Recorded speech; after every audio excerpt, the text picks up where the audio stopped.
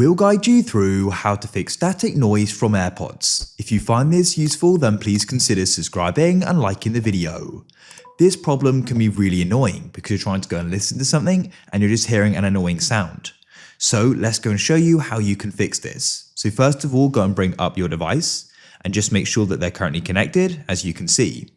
Then what you want to do is go and open up settings on your phone like so, go and find AirPods, whether that's at the top here or tap Bluetooth. Find them and press the eye to the right. Go and scroll down.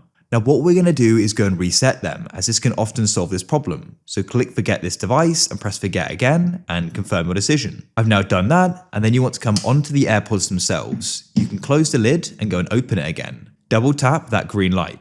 It'll flash white, double tap again, then again. It will then start flashing orange like so and go and wait. They're being reset.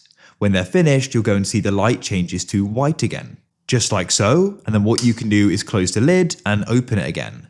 And you can go and reconnect them to your device. As you can see, I'll go and press connect. And that is successful. Now try using them. Hopefully the problem should now go and be solved. If it's still happening, then make sure you try watching a different video, as it could be with the video itself or maybe an app you're using as well.